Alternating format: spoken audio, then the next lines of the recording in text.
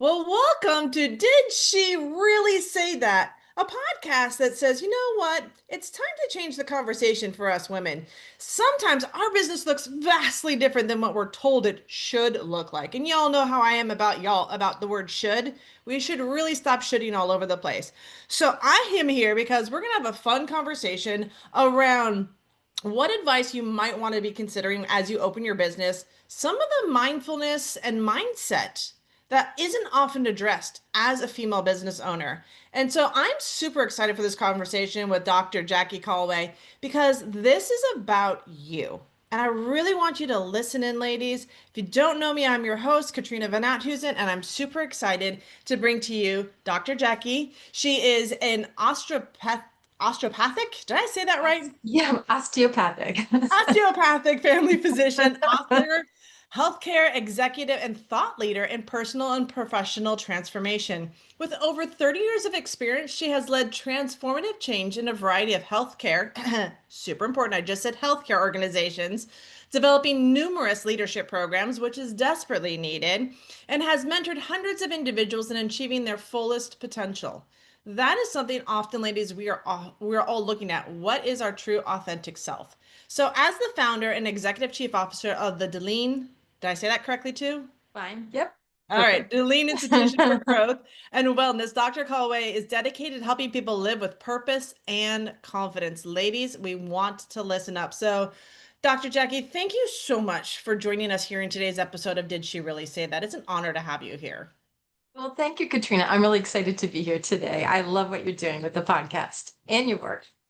Thank you so much. I mean, this is a fun conversation because I want to dive into, so were you always in business? Did you kind of do corporate space? It looks like you've done some, different organizations. So what is some advice, I guess you could say? Let's start there. It's like, how did you get into this business you're in? I'm a family physician by my training. And Okay. so I started out as a healer, wasn't expecting to be in leadership positions, didn't expect to have an MBA and be in business and open my own business. Those were not things on my to-do list when I first got What? started. But Why I quickly not? I don't know. I just was focused on being a doctor, trying to get through medical school and do that kind of thing. Sure. So, when I got my degree and I started working, within it was in probably within 6 months that medical directorship became available, and so I raised my hand and I said, "Sure, I'll do it. I'll step into a leadership role. I don't know what I'm doing, but sure, I can improve things." And I always want that focus of how to improve processes of care, how to change care delivery to better meet family and patient needs. Just my whole goal was around transforming healthcare delivery in general, and also helping people organize themselves, particularly other providers and physicians, to do the same. And so I suddenly ended up in a leadership position, continued to move through the healthcare executive leadership corporate ladder, continue to get different higher level positions, and was doing great. And was I completely satisfied with everything that I was doing in my life? No, I always Mm. felt that there was this bit of a disconnect between the corporate world and the way that healthcare, like many organizations, very hierarchical and very masculine power model. So that I was living in. And I can even share like one day when the aha moment came to me on that one. But it felt like a disconnect to me. So I started looking for what else could I do. So I was always looking at self-development books and self-help books and thinking about being a CEO of my own company someday, always thinking about it in the corporate healthcare world. Oh, I'll lead a hospital, I'll lead a health system. So it was always around that. But then a couple of years ago, I had this very strange incident that happened to me. I got up, I stood up, I fell and fainted, basically, unaware that this was going to happen with no warning, broke my neck, had to get rushed to the trauma center where I knew everybody, so it was okay. They saw me coming in on the stretcher. I'm like, hi.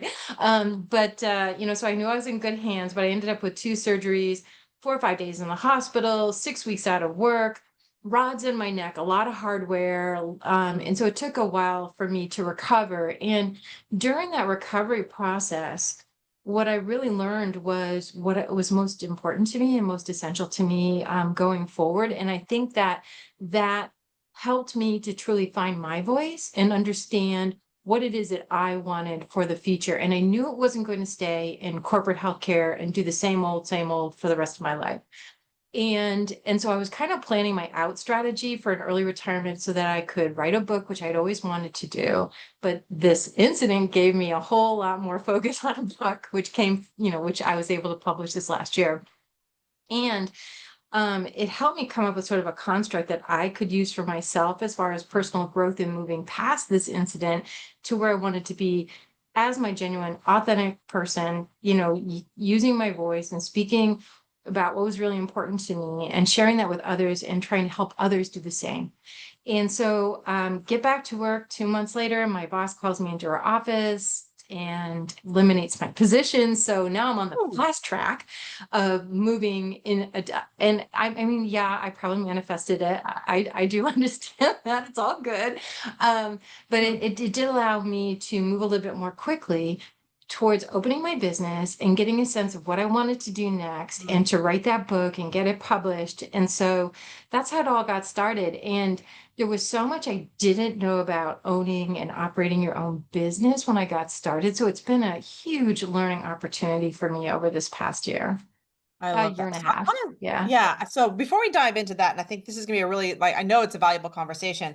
I want to step back to that aha moment because I feel like there was an intuition that was going on there. So you talked about, you're in this environment that feels very masculine, that feels like, and I mean, Mhm. listening to you talk about, it's like, I want to bring, together a more collaborative healthcare system. I want to bring, yeah, I Mhm. want to teach organization, but teach like patient care, like true care, for what I'm hearing from you. Mhm. And yet I feel like you're butting up against that wall. So what was that aha moment you had? Because you mentioned it and I was like, oh, wait, we're coming back to that Oh, yeah. juicy piece. Okay, so when I was I was like 40, 41, 42 years old. I had just gotten appointed to be president of the medical staff of the largest hospital in the state of Maine. Now, I was the first woman to ever be in that role, and I was the Mm, first osteopathic physician. So when the leadership opportunities came for me, I always had to lean into them, right? Step into them.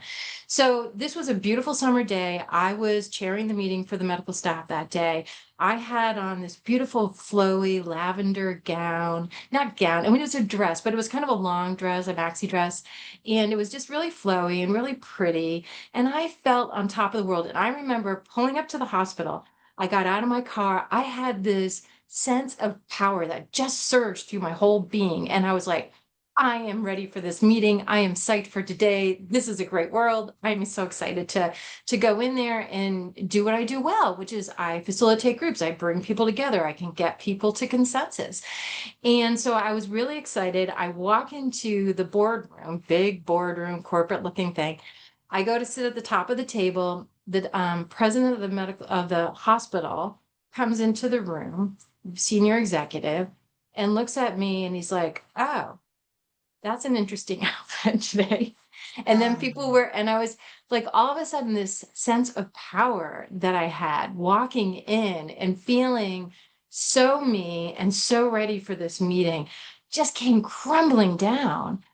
And I'm like, I can't wear like a pretty lilac dress to chair a meeting as a physician leader. Like, what's wrong with that? And I look around the room and I'm one of very few women in the room. And everyone's very corporate looking in their dark suits and the whole 9 yards.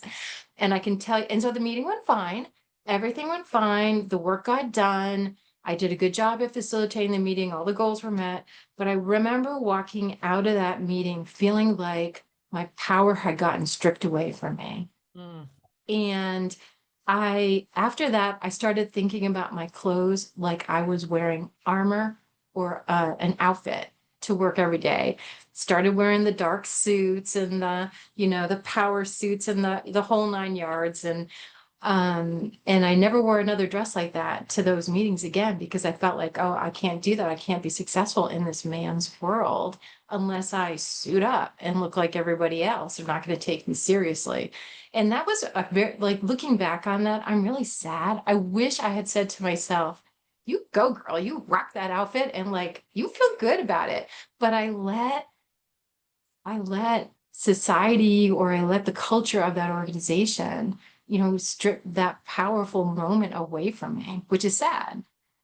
Yeah, and how many of you that are listening can resonate to that? There's something I'm almost positive because as you're talking, I'm like, yeah, I've had moments like that too, right? Where as a woman, you're coming in, you're feeling like really good about yourself. Like there is this sense of like, I got this, I know what I'm at. And then just one phrase, wording something, and the tonality behind that can Right. start to strip away everything that we feel like we've worked for, right? Yes. And like we got to these positions, we've got to these levels of in these environments by being our true selves. And then once Mhm. we're our true selves at that leadership role, we're asked to, like you said, put on the armor, change your Right. look, conform to the so it's almost like as you get up into a leader, you get less of yourself, which is really weird because as a leader, It you is. want more of yourself.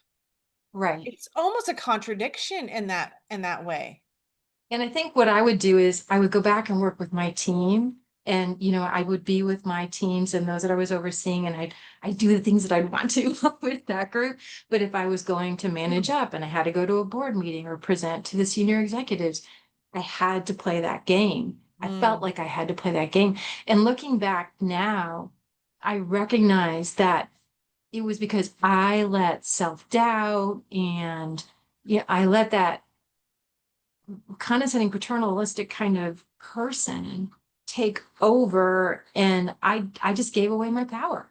yeah. And like I hate to see women do that, but it does happen that we do that sometimes. We cede our power to others in authority, or who we think are, our authority. Yeah, well, and it's interesting because I can hear the self-development you've gone through too, like the personal Mhm. journey you've gotten from that point. And that's why you can reflect back on and say, hey, it's they're gonna say whatever they're gonna say, and how you react to it is really your own power to that conversation. And that I think that's the growth of us as Mhm. women is this just saying, you know what, this is who I am. You're gonna say whatever you're gonna say, and this is and I have a this is who I am, right? And another thing that caught my eye is the color behind you on your logo is purple. Is that play into that whole kind of aha moment for you? Yeah, purple's one of my favorite colors. And it just, for me, it kind of represents the divine and just thinking about that transformative energy, that the universe has out there for us. And so I gravitated to purple. I mean, I've always liked the color anyway. But it was very interesting because for years, all I would wear is, gray and dark blue and black, a lot of gray. So, and it's like it's so funny because now I want purple and I want yellow and I want orange, or just brighter colors to reflect a little bit better what kind of a mood am I in today. But yeah, the purple is definitely representative. That was that stayed with me and was a And I big part of my reflection when I was going through my recovery process. yeah. So, and let's talk about that recovery process because I feel like that's your bridge into the business. So, Mhm. what was it that you kind of contemplated or what? Because it's almost like it was created a safe space, right? You're in your downtime. There's nothing else for you to do but to think. Lots of thinking. So, walk us Yeah. through kind of like a little bit like that process. Yeah, so when that happened to me, it really, I mean, it traumatized me because when I look back, it's like I could have severed my spinal cord and been paralyzed. I could have severed my spinal cord and died. Mm, I could have hit my head and even worse and, just been dead at that point. So the fact that I can walk and do more things than I thought I could do is great. Yeah, my range of motion, et cetera, is off and I can't do everything I want to. And I have to like be good about receiving help, which I hate. But during that process, that's what came in. It's like, okay, you have to receive. You just can't give all the time. And it's okay to receive. You're not weak by receiving. And when I started to look back and recognize decisions I'd made through my life and what I had done or hadn't done yet, I came to the realization that I had created some of my own internal glass ceilings, and I had patterns in the way that I had made decisions that held me back from being all that I could be. And when I started to really dig into that, I understood that it came from being in a dysfunctional family growing up, being the person I was the eldest, I was the people pleaser, I was the one that took care of everything, and I carried all of that into my life and into my job. And because of that, going through that process, it was enlightening, exciting, and sad, like all at the same time, because you're going through this like physical recovery, right? My bones are healing, etc. But I was also going through this really emotional and mental change and spiritual change at the same time. And when I got to the other side of that and really decided what I wanted to do, it was like, okay, I got to write a book. And I want to help other people go through this process so it doesn't have to be as painful, Mm. and as long as maybe mine was. Maybe I can help to streamline that for folks.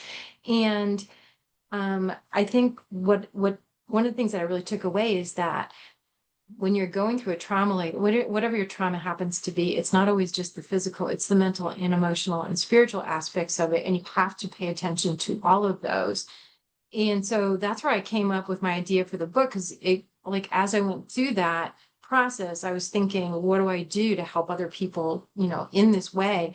And so came up with a framework to try to, share that with others and try to take all this complex ideas and thoughts and process and put it into something that was a little bit more simplified for people Yeah. to follow on their own. So what was the book that you wrote? Excuse me. You keep The book is mentioning the called book. And so I'm sure the as a listener, it's I, like, I forgot what to bring it book with do me you in the have? room. No. It's called Power Up, 7 Transformational Steps to Own Your Power and Feel More Joy in Your Life. So Power Up is an acronym. So each letter stands for a step in the process, Okay. as you move through the book. And my husband was so funny because my husband's like, you're not going to make any money. What, you think you're going to be on the New York Times best-selling list? I'm like, no. But it's going to be, for me, it's like a work of love, and I can share that. And if it helps 10 people, it's great. And if it helps 150 people, that's great. But for me, it's more of the framework itself and working with individuals to try to help them as they're growing, as they're looking to develop into their most authentic, best version of themselves, or, really be able to get to their full potential. And so that's where the company came from too. So Dalan is a Gaelic word, so slightly different spelling, but Dalan is a Gaelic word for butterfly. And in Mm. Gaelic, it's like an electricity. And for me, that was kind of like around transformation as a butterfly, and just that whole energy aspect of it, with it being like this golden butterfly in Gaelic.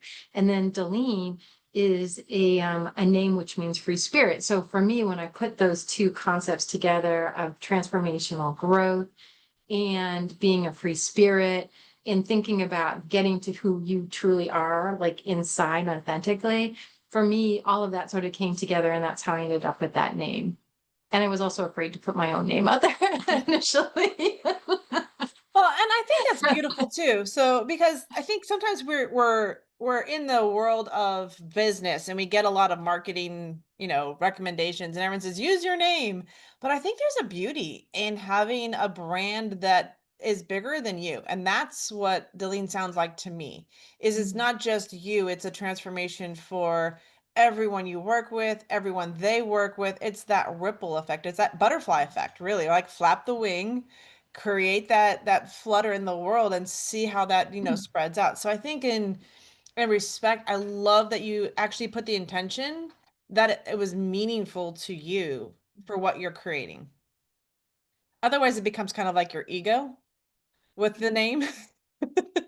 Right. And that was the other thing that I kept grappling with, because I got to tell you, like when they eliminated my position, even though I have been working towards eliminating my position in a strategic plan for the following year, like my ego was so bruised. My Yeah. ego just did not like that at all. So that was one of the things I also had to recover from, was like, get over yourself and your ego, it's and just have fun and do the work. Yeah. Yeah, and it's the transformation for yourself, right? So it is, I think, in choosing the name and choosing and letting go and choosing to redefine and recreate yourself, that is your transformation. And so you are the center of your butterfly effect, right? So it starts with you. And as we were diving in, as you kind of were sharing back in the beginning, we talked about, the some of the challenges. You transitioned from corporate space, which I know is one type of business structure, and then you started your own business. So, what were some of the things you wish somebody had told you before you jumped in and just said, "Hey, I'm running a business"? So I wish someone had said to me, "Hey, maybe study a little bit about what made other people so successful and Oh like yeah. watch that a little bit and think about their systems, like how did they go about this?" Because again, probably from an ego perspective, but I was so successful in the work that I'd done in healthcare that I said, "Oh, I can do this. I understand business and strategy and business plans and, ROI and all of that. So I can go out and I can go ahead and do this." And I think that I didn't know what I didn't know. I didn't understand how important really getting your foundation was and truly understanding, what's my message? Who do I want to attract? How do I go about doing that? How do I use the technology? Because the technology was a big barrier for me also. So I ended up, bringing someone, outsourcing a fair amount of stuff in order to help me set up a website, figure out social media, posting and marketing and all of those kind of things. And so it's Whew, been a great I'm journey. exhausted just listening to I you know. talk Well, it about was, that, well, man. I Yes. love to learn new things, so it's okay. But I really like going back. I wish someone just said, "You got this. It's going to be okay. Go slow to get started with, as far as understanding the foundation that you have to build in the kind of mindset that you need to have as an entrepreneur and owning your own business and study what other people have done just like you did with medicine like because that's what we did, right? It's like you learn, teach somebody else how to do it, become an expert over time. But I didn't apply that same discipline, I guess, to Yeah. what I was doing as a business owner. Isn't that crazy that we're actually shown how to be an entrepreneur as an employee when we are in that kind of like apprenticeship learning process? Like, watch somebody, see how they do it, get a feel for it, then do it yourself, kind of a thing. And it like because the same thing happened to me. Everything that I like process and see, it's like as soon as I became an entrepreneur, it's like I that doesn't apply to me. That I don't like, but it's such a reflection Right. of what we build in business. So. Yeah, it's all learning processes. Any of your like, who were some of your best mentors once you started kind of figuring that out? Who were some of the people that you kind of started to follow and mimic? I if you look at like Tony Robbins and Dean Graziosi, I mean they've got like a really good way of taking again complex things and kind of making it a little bit more Simple. focused and simple. So I think that that's been a help for me. Um, and just seeing like Gabby Bernstein, for example, she's written a lot of different books, has gone through a lot of different things in her life. So just like watching how she developed her brand, how she went from having just, small groups of people to tons of people, when she's doing a webinar and, just some of the techniques and things that she learns and uses, so it's been like looking out and watching other women who are doing some similar coaching or written books, et cetera, just kind of seeing what their paths have been and just seeing how do I integrate that into the work that I'm doing. I honestly, Katrina, there haven't been very many women that I could just go hang out and have a cup of coffee with and say, "Hey, tell me how other outside of healthcare, like I know people who've been CEO of different places in healthcare, but I don't know, that journey just seems different than this work for sure." It is. I mean, I can relate to that too. When I left the kitchen, the corporate space, and I stepped into the world of entrepreneurship, I mean, one of the things that really became transparent is like I can't talk to all these culinary chefs about building a business because it's not in their world, and it's not a desire for theirs. So I think as women, one of the things that became really important to me was networking, really trying Mhm. to find other women groups and organizations, or even just different networking groups to kind of be like, I don't know what I don't know is kind of Yeah. my process, right? Yeah. But I think that that kind of becomes part of the overall game that we start to play with as an entrepreneur because it is ever evolving. I mean, each Mhm. business Every person I've worked with over the last 15 years, no business looks exactly alike. Shocking, but true, right? Because there's Right. nuances to it. There's little shifts around that. So, yeah. So, on this conversation, so you've built the business, you're starting to build the foundation, you're getting things going. Is there anything around mindset and mindfulness that as women that are listening to here that you feel like we should know? I do. Thanks for asking that question, Katrina. So mindset, I think, is critically important. If you're going to if you're going in this direction and you want to have your own business and you want to be that entrepreneur or just any vision or dream that you have, I think it's really important to have a mindset that's one filled of curiosity and growth and openness, because you never know what life's going to hit you. Like I never expected to break my neck, and life just happens sometimes. And so I think staying open and curious and saying, oh, isn't that interesting? And trying to say, like, how do I learn from this? How do I grow from this? What am I supposed to understand about this? What's the lesson? So I think that growth mindset is really important because so many of us are afraid of failure or what seems like failure at the time. It's not failure, like it's data. It's just information to Yeah. use to keep moving forward and adjusting what you've done. But I think we put these labels on it, so if you're afraid of failure, if you're afraid of being vulnerable, like I mean, putting a book out there made me vulnerable, Definitely. and I have way more that I could be vulnerable about that I should have. But I think that having that open mindset is really important for the growth to happen. And just, understanding that life will transpire and everything's going to be okay and you've got it. So just stay open.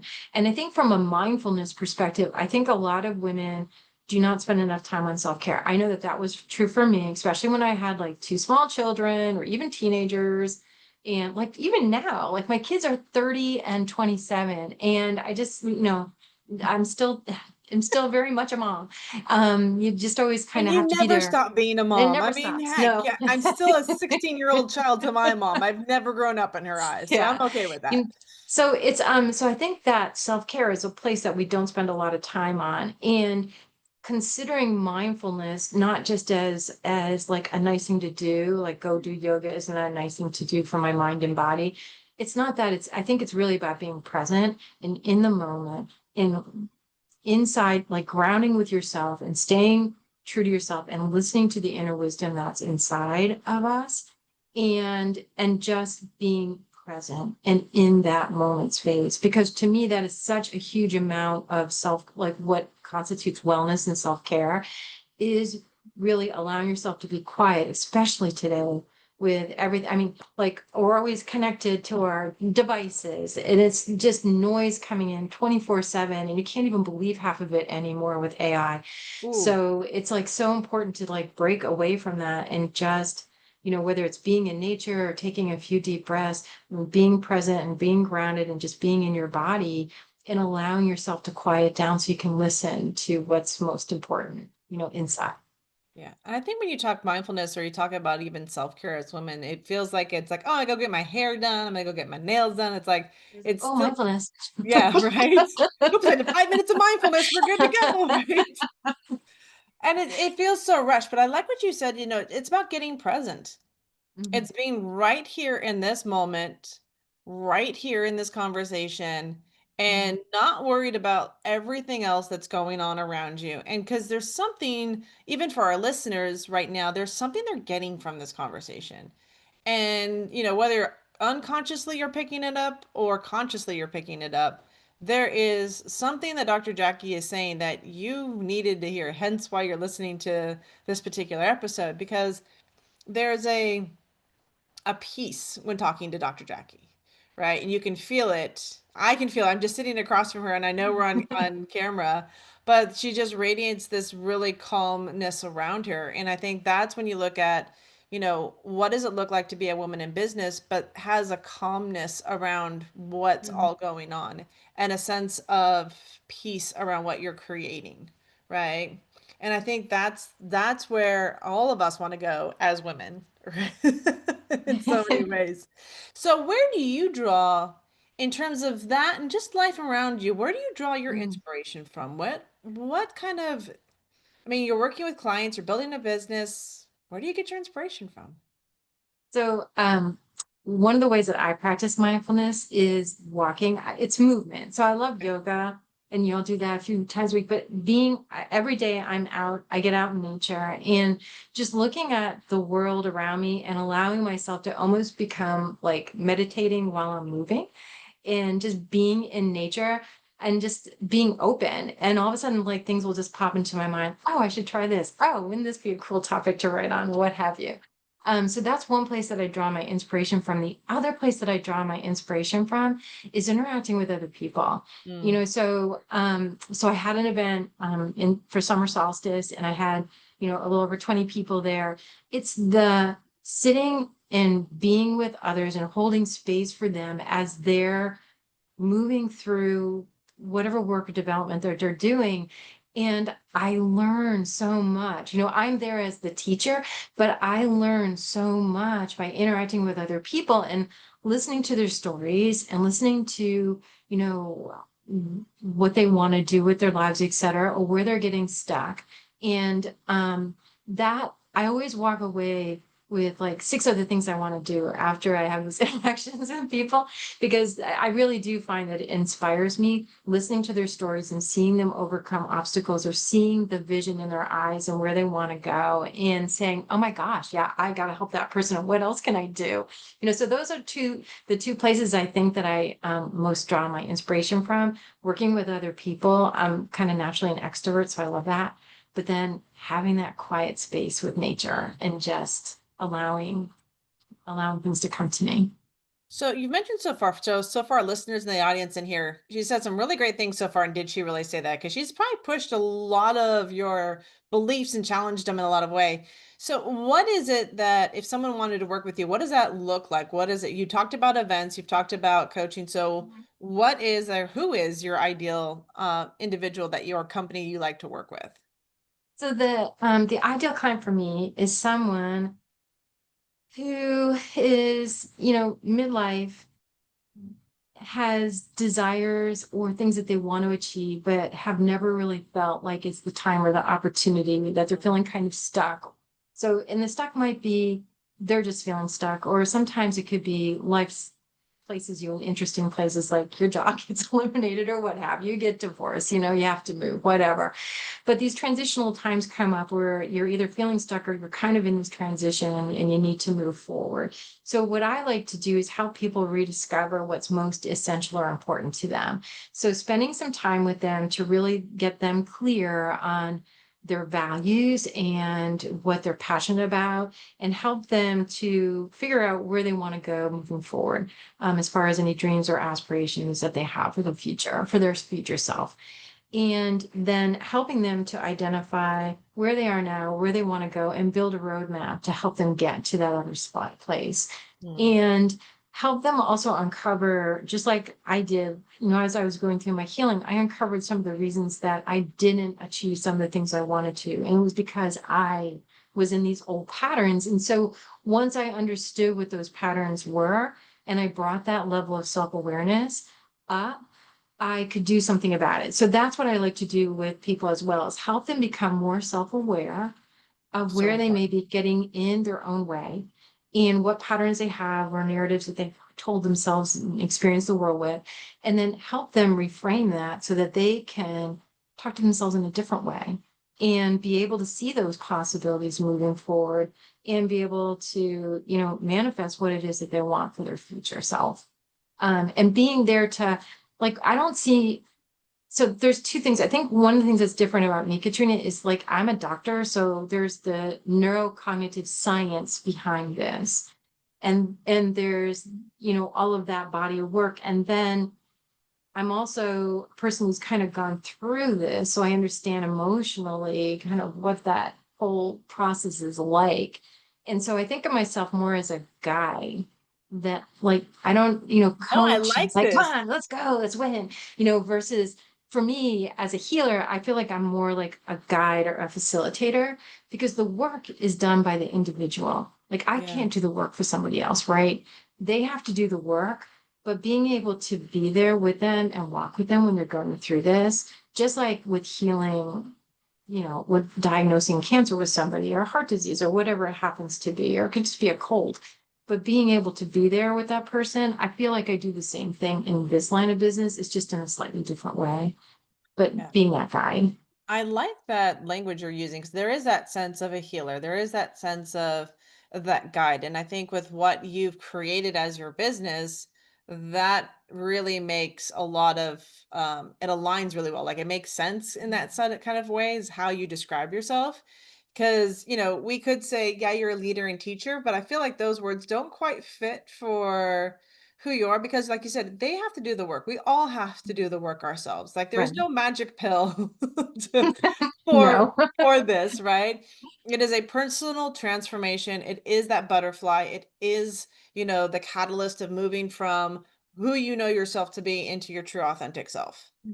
And that's where what the company Deline and what you offer is really of the standout. So how can they learn more about you, connect with you? So I know you have a YouTube channel that they can, well, it's going to be in our show notes that they can click on to learn more about you. And then also you have a free guide, I believe. I'm going to double check. Yes. Yeah. Yes. So So talk if to me you a go little bit about to, this. yeah, if you go to delaneinstitute.com, you'll see on the website there is something called a You Are Enough transformation guide. And so that's something that people can download. And pretty soon I'll have one that's just on mindfulness tips as well. But this is just, it's kind of like getting started in that whole process of understanding yourself and understanding that you just being you is all you need to be. That is perfect. So we forget that, I think. I know that I have in the past. But that would be something that people, can just download and they can learn a little bit about me on the website as well. And then on the YouTube channel, I have a fair amount of content there. Some that's to do with the book, which is like a chapter by chapter virtual book club. But I also have some playlists that are there on things like communication skills and change management and basic skills like that as well, or content, if you will, that's out there. It's all free. Yep. Yeah.